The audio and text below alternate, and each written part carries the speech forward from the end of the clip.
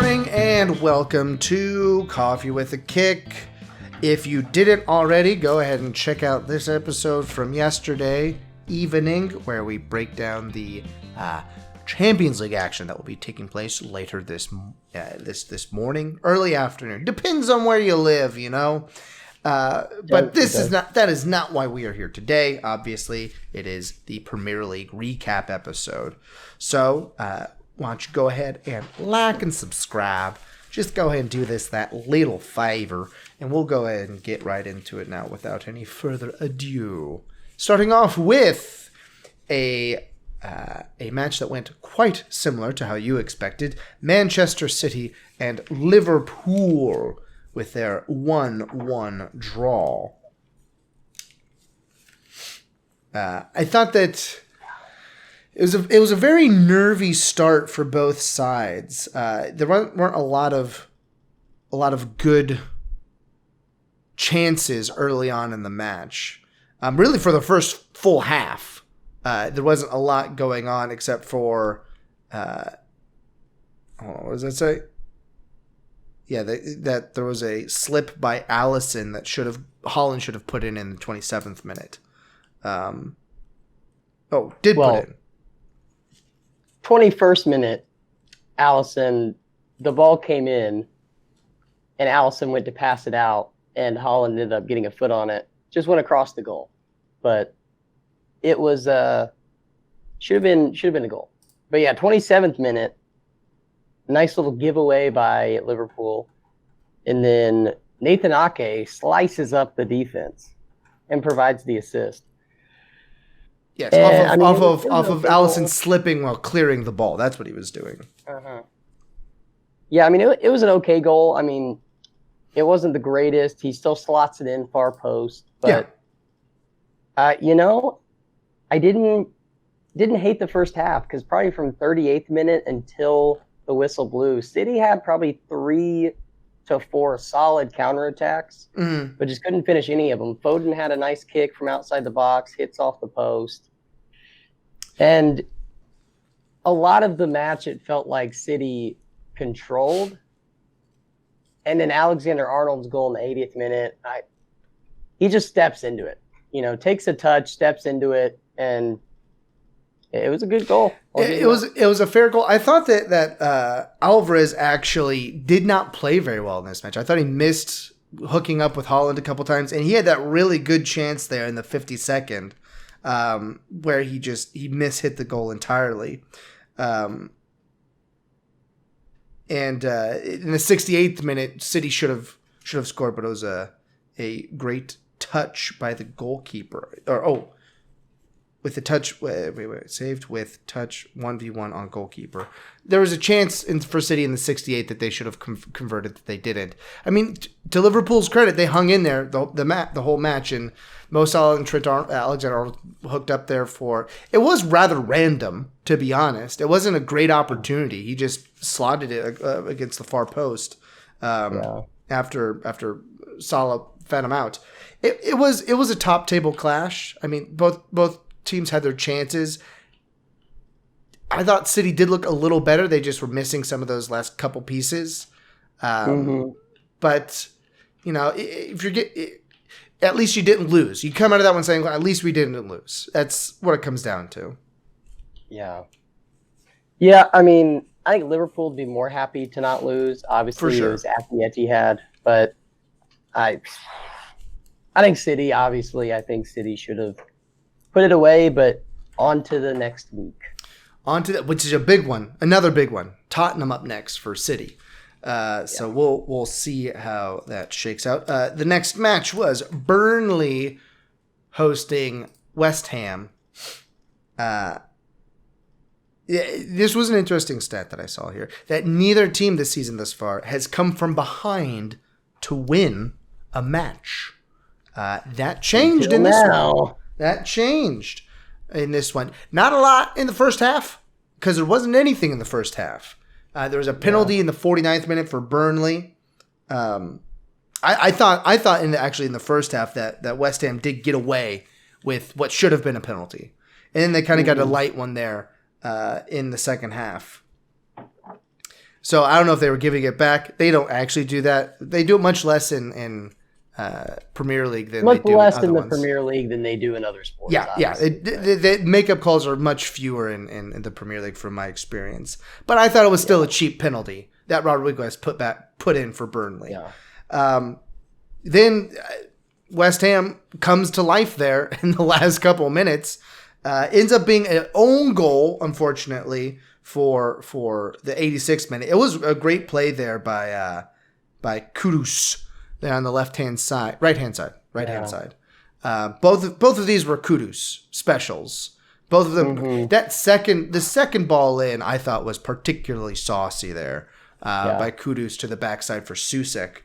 Got the nice hip swivel on the Susek. You know I'm there for a good hip swivel.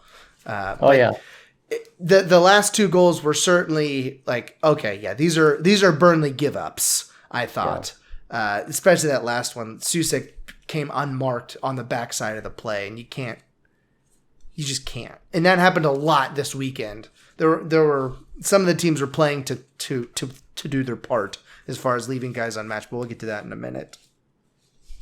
Yeah, definitely one of those matches where most of the match I felt like Burnley played up to a Premier League level, and when they needed to continue playing at that level, they just couldn't. They took the foot off the gas. They ended up just playing like a championship side. But yeah, no, I think West Ham got lucky. I'll be honest. Yeah, that was a lot. I mean, that's fair. But they'll take it. You'll take it every day of the week. Now, this next one, speaking of relegation teams playing up to a Premier League side, Luton Town and Crystal Palace. Didn't have this one on my dance card. 2-1 victory for Luton Town. You know, I mean, I was like, I could see Luton Town doing something. I didn't predict it. No. But I could see it. And yeah, I mean, just watch the highlights from the 71st minute to the 84th minute. Because that's where all the excitement was. But yeah, Luton Town got it, and they held on at the end. It was exciting, honestly. Yeah, and I mean, just barely held on till the end. The Olisa, I think that's his name. Yeah, Olisa, who got their goal, which was a fantastic shot. I mean, that was a great goal for him from wrapping that far post from the top corner of the box. Great goal. I thought it was in contention for goal of the week until one that happens a little bit later. I think you know what I'm talking about here. But yeah, it was Luton deserved it. They did. They almost gave up. There were two great chances in the 22nd for Crystal Palace, but the Luton goalkeeper kept up both Edze and Schlupp from what should have been goals, arguably. But a good look for Luton Town. I mean, Crystal Palace, definitely disappointing. They'd been playing quite well, but you'll have to roll on to the next match and see what happens then. Yeah, tough. Crystal Palace, not a great look. They start off great, but they have not recently. We both got that one wrong. We both got West Ham right. Newcastle and Chelsea.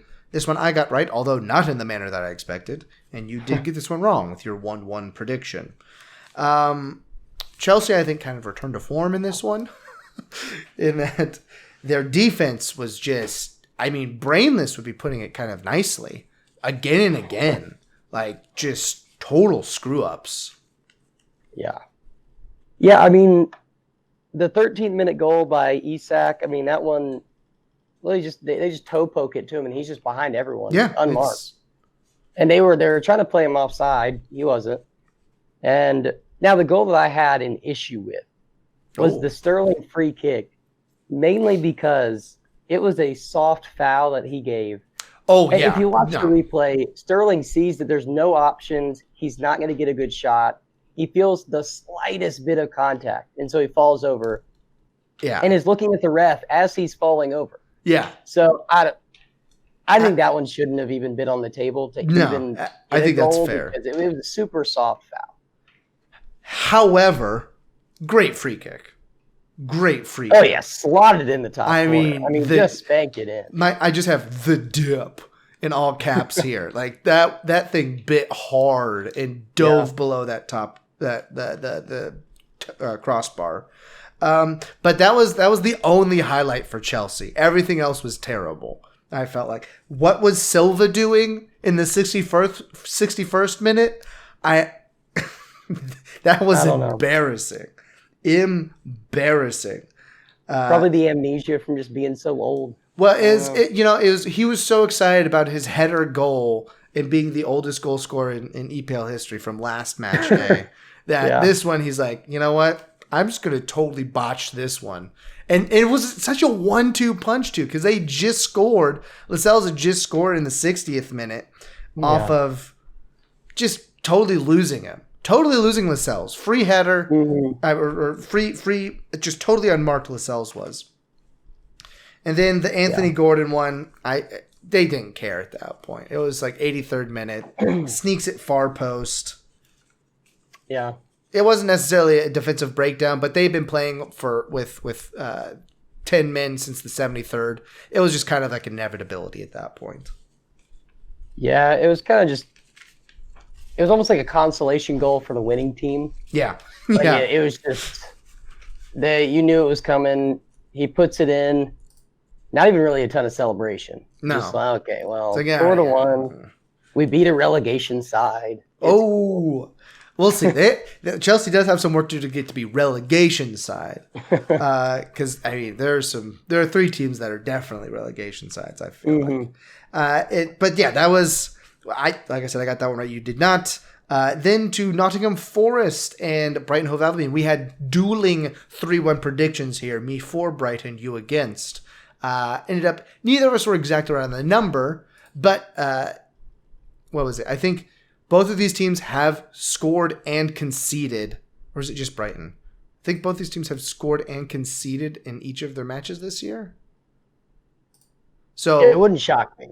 I think it might be just Brighton. I think it's feel just like there's Brighton. a 2-0 Nottingham victory in there somewhere, but yeah, but for Brighton, Brighton take the 2+ goals. They take that bet because it's usually plus money. I don't know if they'll do it for Brighton still when they've done it every single match day, but maybe. I don't know. I don't make those lines. How'd you like this one? It was pretty evenly matched game. I felt like Nottingham had more chances. Maybe not quality chances, but they had more chances. Started out great. Alanga in the 3rd minute, putting it in. And then they started quick, and I felt like they maintained it for a while. But then Brighton kind of blitzed them there in the 20-minute mark. And then 26, they finally got Ferguson with the goal. And props to Brighton. We've seen them fold underneath an early goal previously this season. I'm thinking that West Ham match that they had at home. But Alanga, it was a great header back across the face of goal on a great cross in. They just missed him though. Like I said, a lot of backside free runners this match day, and this was certainly one of them. And then Brighton goes on and gets the goal in stoppage time. Oh man, talk about great headers. It got so much power on that header from the penalty spot for Ferguson. No, it's not for Ferguson. For João Pedro there just before halftime. Great header there as well. And then they follow that up with the penalty in the 58th, also by João Pedro. Really a silly penalty to give away from Nottingham Forest. But then 73rd minute, everything goes crazy. Everything goes crazy in the 73rd minute when Brighton gives up their own silly penalty. Both of them were just people impeding guys who had beaten them in the box. You can't, with VAR, you can't do that. You're going to get caught.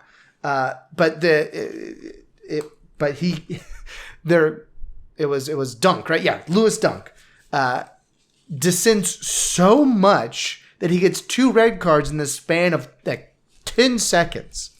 Yeah. And it was a bad look for him. So even more to Brighton's credit that they hold on after going 10 men down with in the 76th minute. So they played a long time with 10 men. Yeah, I don't know what he said, but he must have said something about the ref's mom. Well, from what I could see, it did seem like it was that the ref took it a little bit personal, especially from a captain. From what I could tell is that he initially got the yellow card for dissent, and then he started walking away. Lewis Dunk started walking away, and the center ref was trying to get him to come back and report to him to have another discussion. And Lewis Dunk kept waving him away, and he took exception to that and gave him what becomes a straight red. Essentially, is what it becomes. But yeah, I thought it was a cheap red card for Dunk. I thought that was him losing his cool. I could see that yellow card getting rescinded a little bit, but probably not. They've been really focusing on the dissent yellows this year. Yeah, they did say it was going to be a point of contact with the new pig mole chief. I mean, he said that refs are not going to take verbal abuse anymore. And they have definitely shown it so far this year. Lots, like we said, what was it? At one point, they had as many red cards in the first 6 weeks that they had as they had all last season because of that. It was something like that. Because we're run through them pretty quick. I mean, we've had in the matches we've gone through, there's been a total of 2 so far in this match day alone, and I think there's one left. Anyway, yeah, we both I got that one right, you got that one wrong, and then one that you got right. You actually saw this one coming pretty good. Bournemouth over Sheffield United. Come on, I gotta tell you, I mean, you're talking about a consolation to the victor. This one, 90+7, true consolation to Sheffield United. They did not deserve a goal in this one. This was an embarrassing, for knowing who Bournemouth is, this was an embarrassing match by Sheffield United. Yeah, I mean, it's a long season, but this one could prove a decider in the relegation fight, because now this separates 16th and 18th by 7 points. And when you're that low and that bad, 7 points is a lot. 7 points is like 17 points. Tavernier, I mean, he played great. Yeah. Obviously had the 12th minute goal, got the 51st minute. Justin Kluivert, a former, I believe, I forget the exact term, but it's like the best young player in the world, or like promising young player. Really? Yeah, I mean, Kluivert is, I forget his first name, but his dad is a very legendary Dutch striker, I believe. So it's cool to see him get a goal, albeit for Bournemouth. Obviously, and also just in truly embarrassing circumstances. I mean, the goalkeeper, I don't know what he was doing out there. If you haven't seen it, it's like one of the all-time. He's not trying to keep the ball out of the net. He's not trying to not let them score. I mean, he nutmegs himself somehow while trying to play the ball. I don't know how that works. But, you capitalize when you can, especially when you're Bournemouth. And they take all 3 easily. I mean, 3-1 doesn't tell you how easy this was. Really. Yeah, it summed up United's season thus far. Yeah. That goal right there. It was bad. And then to Brentford and Arsenal, which we both got right because we both thought that Arsenal would win. Now, did we think it would be a 1-0 pretty snoozy match? No, we didn't. We thought it would be much more exciting. Brentford, I feel like we'll take this one hard because they had chances at it. Zinchenko with a goal line clearance in the 77th. There was another one. I didn't catch who it was, but another goal line clearance earlier in the 13th minute that could have really changed the tenor of this match. I mean, Arsenal had their own chances. They had one disallowed by offsides. Speaking of disallowed by offsides, we'll get to that match in a minute. Jeez Louise, that Tottenham Aston Villa match. Sorry, Sevilla Aston Villa. Okay. I feel and then Kai Havertz gets the late goal. I mean, it was a fine job by Kai Havertz being in the right place at the right time, getting unmarked. But yeah, I feel like Brentford's going to feel hard done by this result. Yeah, I mean, for about probably 3 or 4 years, I called Aston Villa Aston Villa. So I'm sure that there's a viewer watching right now that is just now learning that it's Aston Villa, because they are in fact in the throes of England and not in the sunny beaches of Spain. But anyways, yeah, I felt like Brentford, it didn't really feel like they wanted to win. I don't know. It's like they were playing Arsenal and they were okay with Arsenal not winning. Yeah. So they were okay with just being like, oh, this is cool. We're going to get a draw. And then obviously Havertz in the 89th minute, like you said, plays it smartly and gets the goal. So, yeah, disappointed. Arsenal's now on top of the table. By about 1 point. Yeah, it's tight up there. I mean, there's still 5 or 6 teams within one game of each other, one match. So it's cool to see it tight. Obviously, City is still going to win it in the end because that's just how it goes. But I like to see the other teams feel like they have a chance. Yeah. Yeah, as we all had it, Aston Villa currently in 4th place, tied with Liverpool on 28 points and 2 points out of first. We all had that, right, for when we're 1/3 of the way through this season. We are now a third of the way through, just a little bit over. A little bit over a third. Closer to a third than not a third, so I'm calling it a third. Yeah. Yes, and then that brings us to the offside special, which is Tottenham versus Aston Villa. This was an exciting match. Probably, I would say probably match of the week. Where'd I go? Because it could have been 2-1 does not do this justice for the amount of opportunities there were. It was a very exciting match. Just so many. Like Son had a hat trick of goals disallowed because he was offsides. Kulishevsky had his own adventures with offsidism. There were 2 Aston Villa goals that were just like, there was one that was millimeters onside and then one that was millimeters offside. Just a lot of attack in this one. Yeah, I mean, Lo Celso scores 22nd minute, great goal, and then literally not 30 seconds later, Ollie Watkins scores for Aston Villa, and that was the one that was like a toe. He missed it by a toe. Just the narrowest. But I mean, obviously it's not goal of the weekend, but Pau Perez's header in the 40+7 had some curve on it. I mean, he heads it in, great cross in from, I think it was Digne, and whips it in. I mean, just curves it past, I don't know. If you haven't seen it, that's what a textbook header should look like. It was pretty nice, but then obviously Watkins in the 61st gets it done. Great little 1-2 with Telemans there. That was a fantastic little 1-2 with Telemans. Yeah. Telemans. I felt like even though the match stats say that Tottenham dominated, it looks like they did. I don't know. I felt like Aston Villa, after the first 20 minutes, settled in. Yeah. And really I don't want to say dominated, but they looked like the side that was going to end up winning. Yeah, it was a good win for Villa. They deserved it. I thought both these teams could have deserved 3 points. Spurs, just with their lack of discipline on the front end with those offsides, like I said, Kulishevsky getting off there multiple times. And Kulishevsky should have scored earlier on, but let's see. Yeah, the 3rd minute, both Ndogi and Kulishevsky should have scored for Tottenham. Ndogi skied his over the bar, and Kulishevsky somehow hit the woodwork and it bounced out.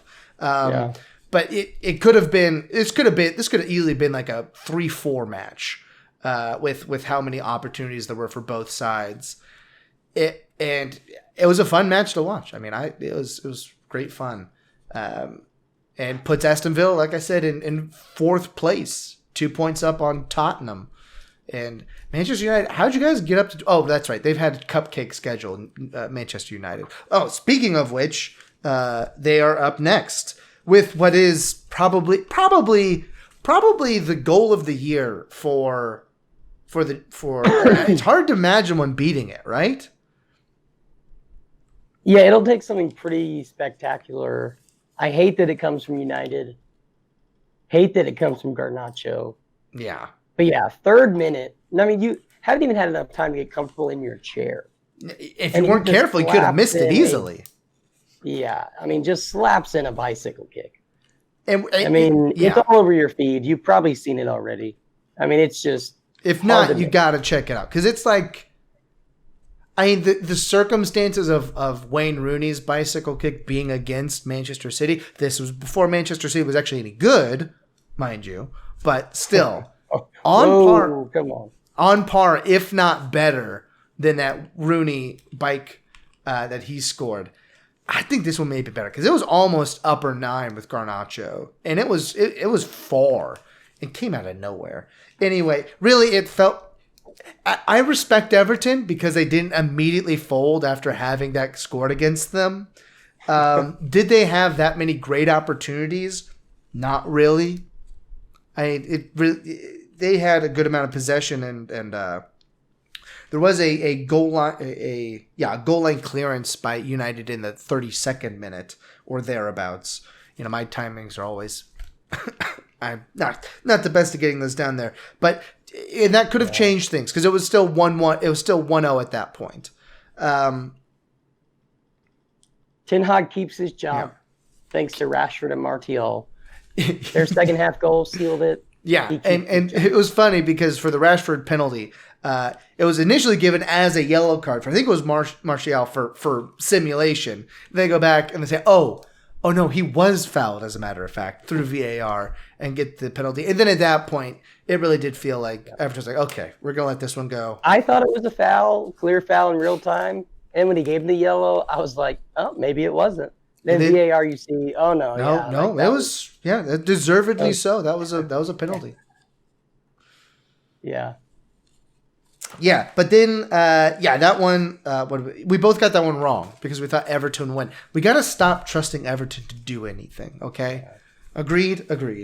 Well, it's like Wolves. You know, when I pick them to win, they lose, and when I pick them to lose, they win. Same thing with Everton. Well, speaking of Wolves, Fulham versus Wolverhampton. What to say about this? What to say about my Wolves here? Coming up short in the end. We both got it wrong. That's one thing about it. I thought that they would win. My own fault for picking my Wolves. And they didn't even draw. They had a shot at it. But the second penalty was definitely deserved. I thought he got a toe on the first one that the Wolves gave up there. I thought he got a toe on the ball. Arguable, but I think it went towards the not re-refereeing sort of situation. I won't call that my Wolves getting boned on a penalty like we have in previous matches this year. That one was at least arguable. Yeah, I also shared the same sentiment. I felt like it obviously isn't a great challenge to do anyway, but I did think that he got a toe on the ball, and like you said, it just seemed like there wasn't a clear and obvious error.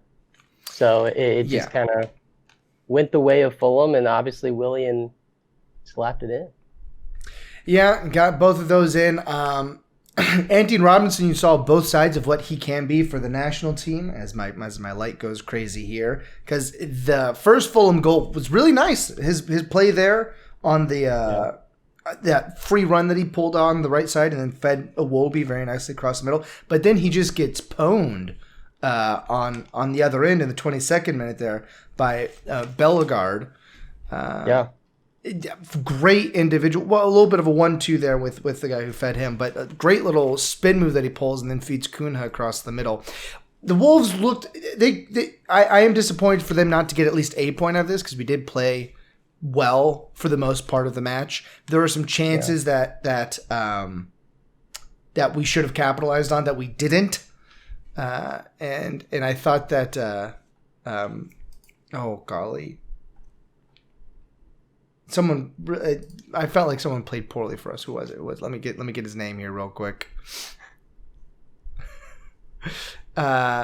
Lamina, I thought really didn't show up today. I thought that he lacked touch, and still definitely missing Neto there in the middle. Hopefully he can get back here soon. Yeah, it seemed like a game where Wolves could have, had they won, they would have kind of reestablished themselves as a top 10 side. But losing, I mean, they're ahead of Fulham based on goal difference, but it kind of put them back into that, not relegation zone, but obviously a team to have some, they're going to need to figure some things out. Yeah, we're definitely better than the teams down at the bottom of the league. And boy, I saw the Christmas schedule for Everton. It's tough. Like they play, who do they play around Christmas time? Coming up here, they've got City and let me just get it pulled up real quick. Oh, no, I'm looking for the Everton specific ones. I gotta scroll down. There it is. There we go. Great content here. They've got Newcastle, Chelsea, then they get a reprieve with Burnley, and then it's Spurs, City, Wolves, and Villa all there in a 2 months in a month-long span. That's not great for Everton to try to climb out of the hole they've put themselves in with that 10-point deduction. Yeah. But this week we both went 5-5 in total, a perfectly average result. Neither of us made up the detriment that we've had towards our season-long predictions. I am now at 58-62, and you're at 53-67. So you've got some work to do here. Ooh, I got some work to do. Luckily, we still have more than half a season remaining to get further in the red. So we will see that. In the meantime, go ahead and make sure to watch the Champions League later today. You can check out our preview episode up here if you have not already. Obviously, you already have because you're here. But until we come back with our prediction episode on Thursday for this weekend action, why don't you go ahead and anything else you want to say before we go, before I close this out correctly? I think they should grab some coffee. I think you're right. I think you should go ahead and grab some coffee, watch some soccer, and we will see you on Thursday evening. Slán.